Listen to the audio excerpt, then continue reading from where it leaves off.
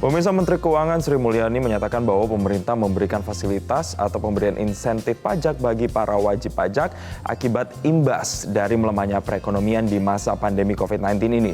Tujuannya adalah untuk meringankan beban pajak yang harus ditanggung oleh para wajib pajak. Namun yang menjadi pertanyaan adalah sebenarnya siapa saja yang bisa memanfaatkan fasilitas insentif pajak ini dan apa saja sebenarnya manfaat yang bisa dirasakan ketika para wajib pajak memanfaatkan insentif pajak yang diberikan oleh pemerintah. Kita akan membahasnya pagi ini bersama dengan Kasubdit Humas Perpajakan, Direktoral Jenderal Pajak, Mbak Ani Natalia. Selamat pagi, Mbak Ani. Selamat pagi, Jason. Mbak Ani, kalau kita melihat ini pemerintah membuat sebuah langkah sebenarnya untuk menjaga perekonomian kita dengan memberikan insentif pajak, dan ini sudah masuk ke Peraturan Menteri Keuangan Nomor 44 Tahun 2020 sebenarnya. Ini kalau boleh dijelaskan sebenarnya seberapa penting pemerintah akhirnya harus mengeluarkan kebijakan ini dan apa sebenarnya tujuan besarnya? Ya, jadi kalau kita bisa lihat, pandemi COVID-19 ini adalah bencana nasional, ya, bahkan dunia. Nah, pemerintah harus hadir di sini, bisa memberikan. Kalau bisa dibilang insentif pajak itu adalah salah satu instrumen yang dipakai oleh pemerintah agar ekonomi ini tetap berputar. Satu dari sekian banyak. Iya, gitu ya. Jadi supaya pengusaha yang kondisi ekonomi sales lagi turun ini bisa bertahan, ya, seperti Pak Jokowi Presiden kita juga sampaikan bahwa pemerintah pengen kita bisa memberikan insentif bantuan kepada para pengusaha, pelaku usaha agar ekonominya masih terus berjalan, berputar gitu. Nah, salah satunya adalah melalui insentif pajak. Bisa dibayangkan ketika ekonomi turun dan dia tetap harus membayar pajak yang tinggi, tentunya akan susah dan dia akhirnya akan memberhentikan usahanya. Nah, pemerintah hadir salah satunya dengan memberikan insentif perpajakan kepada mereka. Lewat Peraturan Menteri Keuangan yang sudah dikeluarkan pada tanggal 27 April 2020 kalau tidak salah begitu ya, Mbak Ani. Kemudian yang menjadi pertanyaan adalah sebenarnya ini kan wajib pajak banyak. Kategorinya ada macam-macam. Tapi siapa saja yang kemudian bisa memanfaatkan insentif pajak ini? Ya, jadi kalau kita lihat di PMK Peraturan Menteri Keuangan Nomor 44 ini ada 5 jenis insentif yang diberikan sebenarnya. Insentif yang pertama itu adalah PPh 21 ditanggung pemerintah. Ini sebenarnya diberikan kepada pegawai. Ya, jadi ada 1062 jenis klasifikasi lapangan usaha yang boleh memanfaatkan insentif PPh 21 ditanggung pemerintah ini. Sedangkan yang kedua lagi itu ada pembebasan PPh pasal 22 impor.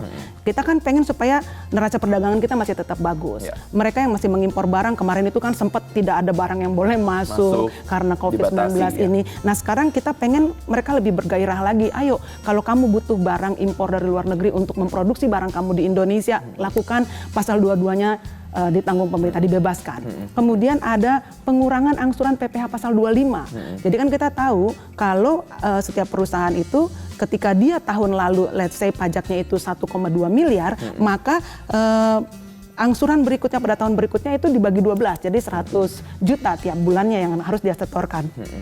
Nah, pemerintah memberikan, kan kondisi di 2020 ini menurun banget. Nah, oleh karena itu kamu minta deh pengurangan angsuran pasal 25 kamu. Yang tadinya kamu harus bayar 100 juta, sekarang kamu 30% diskonnya, jadi silakan bayar 70 juta saja.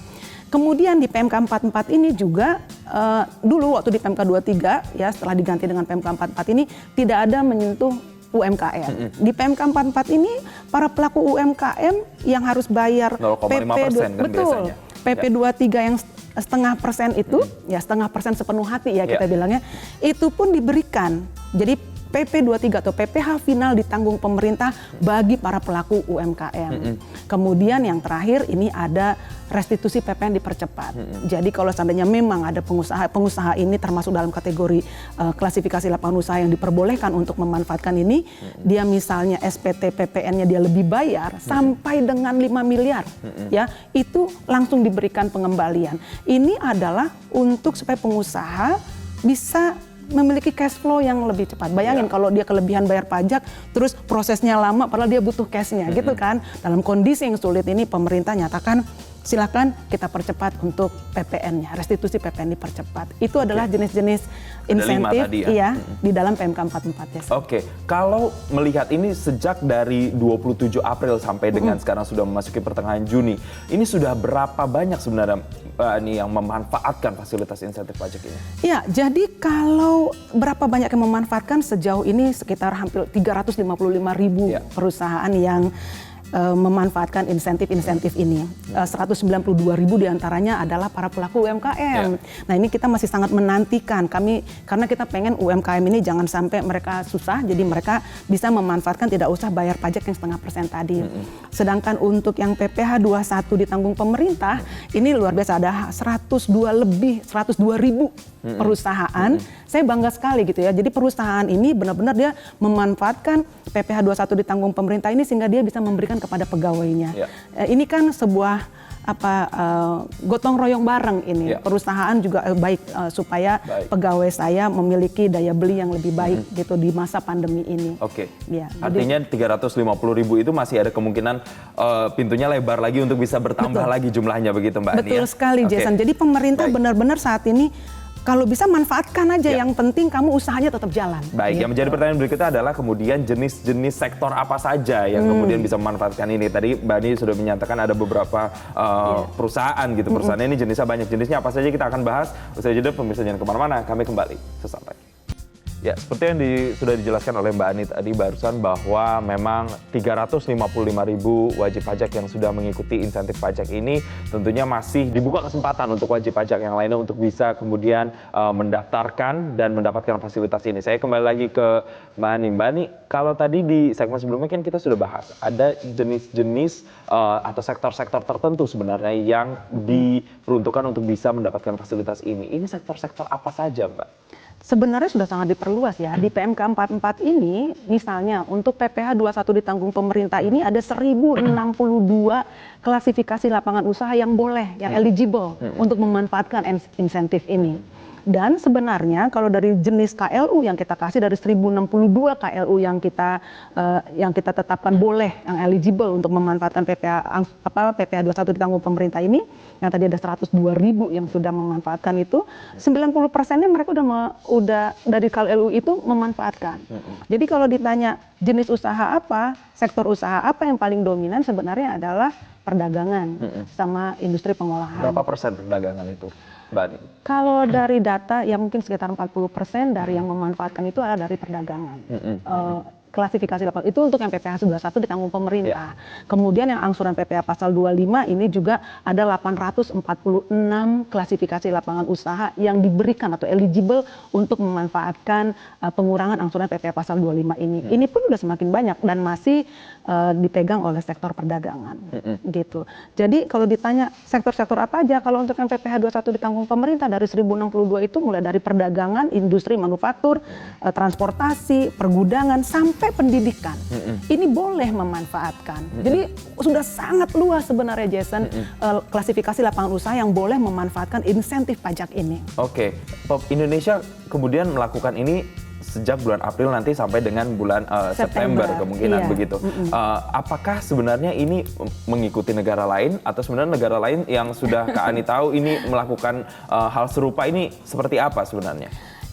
Kita juga lihat ya dari negara-negara lain, bahkan bisa dilihat bahkan dari negara sebesar Amerika Serikat, paling jumlahnya yang berbeda, Jepang gitu ya, Australia, Indonesia salah satunya, hampir semua pemerintah di dunia di masa pandemi COVID-19 ini memberikan insentif pajak. Dan hampir juga semuanya kepada sektor-sektor yang terdampak dan juga kepada usaha kecil dan menengah. Saya rasa Indonesia tidak ketinggalan ya. Kita juga mengikuti, kita juga secara teori juga sudah mengetahui ketika kondisi ekonomi seperti ini pemerintah memang harus ambil bagian untuk memberikan bantalan-bantalan supaya perusahaan ekonomi masih bisa tetap berjalan. Jadi kalau dibilang Indonesia sama dengan negara-negara lain, hampir seluruh negara di dunia memberikan insentif pajak di masa pandemi COVID-19 ini. Ini terkait dengan pandemi COVID-19 ini juga menarik, walaupun mungkin peraturannya beda begitu, tapi kalau kita lihat sekarang kan pemerintah sudah mulai melonggarkan PSBB, Mbak Ani. Kemudian ada industri-industri yang sudah mulai bergerak lagi dan beroperasi lagi. Bagaimana dengan kemudian industri yang bergerak memang di peralatan untuk penanganan COVID-19 misalnya, atau obat-obatan. Nah ini bagaimana pemberlakuan PPN-nya dengan barang-barang ini? Nah, ini sebenarnya kita agak bergeser sedikit. Tadi kita ngomong PMK 44, kalau ini ada PMK 28 sebenarnya yang sudah keluar terlebih dahulu, Jason. Jadi begitu pandemi COVID-19 ini terjadi di Indonesia, pemerintah langsung ambil bagian. Jadi kalau bisa dibilang pajak ini dia main di dua tempat. Yang pertama, bagaimana kita bisa membantu langsung kepada penanganan COVID-19 di bidang kesehatan, tapi juga kita juga pajak itu bergerak bagaimana supaya ekonomi tetap jalan. Jadi kalau PMK 44 tadi itu lebih kepada arah yang ekonomi, kalau PMK 28 ke arah yang kesehatan, bagaimana penanganan COVID-19. Betul, kita tahu bahwa kita masih perlu untuk mengimpor alat pelindung diri, obat-obatan, vaksin, peralatan untuk perawatan pasien, gitu kan. Itu semuanya kita masih harus impor, itu juga ditanggung pemerintah semuanya. Kemudian PPN-nya juga tidak dikenakan untuk penyerahan barang kena pajak ini oleh badan pemerintah maupun rumah sakit yang ditunjuk untuk menangani COVID-19. Diatur juga di situ, Jason, selain untuk barang dan jasa yang diperlukan untuk penanganan COVID-19 ini secara fisiknya gitu, kita juga kan harus memberikan insentif kepada tenaga medis. Ya. Nah, PPh pasal 21 untuk tenaga medis ini pun ditanggung oleh pemerintah. Dengan kata lain, untuk COVID-19 ini pajak pun hadir gitu. Dan untuk dan untuk pemulihan ekonomi pun insentif pajak juga salah satu instrumen yang dipakai. Oke, artinya ini terhadap para tenaga medis di luar sana, kemudian untuk barang-barang terkait penanganan COVID-19 ini juga kemudian mendapatkan kemudahan dari segi pajak, bisa dibilang seperti itu, Mbak Ani. Oke, nanti saya akan tanya lebih detail lagi. Ini mungkin banyak yang bertanya-tanya, jumlahnya masih jauh ini 355.000, masih ada jumlah yang harus target dikejar, karena kalau tidak salah 123 triliun ini dana yang digunakan untuk insentif pajak. Artinya masih jauh untuk sampai ke sana. Nah, kira-kira bagaimana caranya? Seperti apa mekanismenya untuk supaya orang bisa mendaftarkan? Kita akan bahas, Mbak Ani, usai jeda. Pemirsa yang kemana-mana, usai jeda kami akan kembali. Saya mau langsung kembali lagi ke Mbak Ani. Ini mekanismenya seperti apa, Mbak Ani, untuk kemudian bisa mengejar agar 123 triliun tadi insentif pajak ini benar-benar maksimal tercapai? Ini masyarakat bisa cari tahunya kemana dan bagaimana sebenarnya cara memanfaatkannya? Jadi sebenarnya kita kan tahu begitu PSBB diberlakukan, kantor kami tidak melayani pelayanan tatap muka. Baru saja kami buka tanggal 15 lalu, itu pun melalui perjanjian, dan hampir semua layanan kami perbanyak untuk bisa diakses secara online. Terbatas berarti pertemuannya. Dan untuk memanfaatkan insentif pajak ini, sebenarnya semuanya juga bisa dilakukan secara daring. Jadi mereka tinggal masuk ke www.pajak.go.id, pilih login, kemudian masuk ke menu layanan dan pilih apa yang mereka ingin ambil, insentif apa yang mereka ambil. Jadi semuanya dilakukan secara online. Meskipun kalau mereka mau konsultasi, semua kantor pajak juga bisa dihubungi melalui WhatsApp. Jadi caranya sebenarnya sangat mudah. Yang pertama, misalnya ingin memanfaatkan insentif PPh pasal 21 ditanggung pemerintah ya. Jadi misalnya ada satu perusahaan, dia cek dulu KLU-nya, klasifikasi lapangan usahanya, apakah ini termasuk di dalam lampiran PMK itu yang satu dari antara 1062 klasifikasi lapangan usaha yang eligible untuk memanfaatkan insentif PPh pasal 21 ini. Itu dilihatnya di mana? Silakan cek KLU Anda. Itu kita lihat dari KLU pelaporan SPT mereka tahun 2018. Ketika mereka masukin SPT 2018, mereka bilang KLU-nya jenisnya misalnya perdagangan, yaitu yang kita pegang. Karena permohonan ini dimasukkan secara mesin yang akan membaca. Misalnya kan ada juga yang ditolak ya, yang memasukkan permohonan insentif ini tapi ditolak. Ternyata itu biasanya karena KLU-nya berbeda atau tidak termasuk dari yang diberikan di PMK 44 ini. Demikian juga untuk angsuran PPh pasal 25 yang tadi ada pengurangan sampai dengan 30%. Caranya juga sama, yaitu mengajukan permohonan di www.pajak.go.id. Tinggal masuk ke situs resmi pajak, kemudian pilih layanan dan layanan apa yang mau diambil, insentif apa yang mau diambil gitu. Oke, berarti artinya bagi saya ambil contoh misalnya kami seperti karyawan yang di bawah institusi begitu. Ini artinya kewajiban perusahaan untuk kemudian melaporkan begitu. Ini seperti apa nih? Betul. Jadi bukan pegawainya ya, bukan. Jadi perusahaannya yang mengajukan permohonan ke Direktorat Jenderal Pajak melalui pajak.go.id. Dan harus melapor juga kan setelah mendapatkan insentif itu. Betul sekali. Nah, ini kamu udah baca kayaknya ya. Jadi kamu tahu ini setelah kita dapatkan insentif, perusahaannya sudah eligible langsung bisa memanfaatkan di masa-masa berikutnya itu sampai September 2020. Kewajibannya apa? Harus melaporkan. Berapa sih realisasi yang benar-benar kamu yang terpakai. Itu juga kan sebagai transparansi dengan pemerintah dan kita juga bisa melaporkan bahwa insentif pajak yang sudah dimanfaatkan sebegini rupiahnya gitu. Nah, itu yang kita harapkan dari masyarakat dan pelaporannya juga online. Jadi tinggal e-reporting, semuanya ada di pajak.go.id, Jason. Oke, tapi sebenarnya Mbak Ani, kalau kita lihat ini kan secara sederhana pemerintah memberikan fasilitas. Betul. Tapi ternyata yang memanfaatkan masih sedikit, masih jauh. Apa sebenarnya tantangan yang benar-benar dihadapi sehingga kayaknya masyarakat apakah memang belum tahu banyak atau seperti apa sebenarnya? Kalau dari hasil yang evaluasi yang kami lihat, ini rakyat tuh biasanya masyarakat satu mungkin masih kaget ya dengan kondisi pandemi ini. Kemudian kan kantor kami tutup lama ya, tidak melayani tatap muka. Jadi mungkin ada juga yang belum terbiasa memanfaatkan fasilitas secara online. Jadi dia mungkin kurang paham bagaimana masuk ke pajak.go.id dan segala macam itu kurang.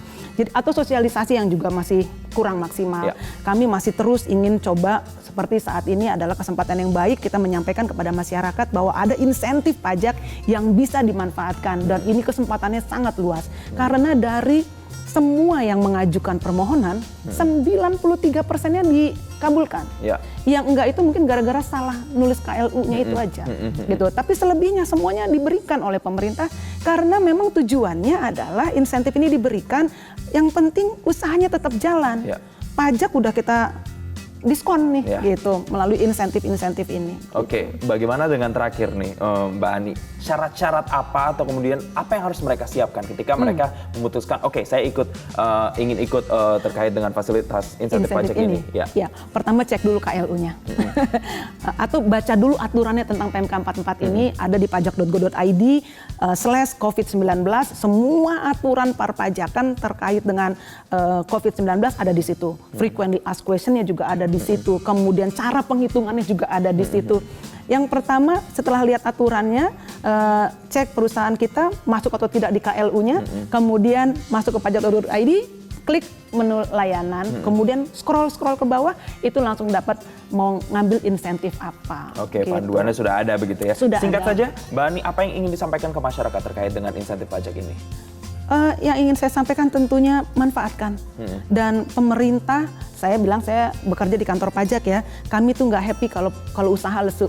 Jadi kita pengen usaha ini untuk bergairah kembali dan pemerintah ingin sekali membantu dunia usaha untuk bangkit dari pandemi COVID-19 ini yang sudah membuat sales mereka turun, ekonomi melemah. Nah, bagaimana caranya? Silahkan, pajak terbuka. Dan kami juga siap untuk selalu mendapatkan kalau mau kontak langsung dengan kantor pajak, kami semuanya terbuka untuk bisa memberikan sosialisasi kepada masyarakat bagaimana memanfaatkan insentif ini. Jadi jangan ditunda lagi, segera manfaatkan karena pemerintah benar-benar ingin membantu dunia usaha. Dan kita harapkan dengan cara ini perekonomian kita juga nantinya bisa kembali pulih baik begitu ya, Mbak Ani. Keluar sebagai pemenang gitu. Baik, terima kasih Mbak Ani Natalia, Kasubdit Humas Perpajakan Direktorat Jenderal Pajak sudah bergabung bersama kami di Selamat Pagi Indonesia. Dan pemirsa jangan kemana-mana, saat lagi Selamat Pagi Indonesia masih akan hadir dengan beragam informasi untuk Anda. Tetaplah bersama kami.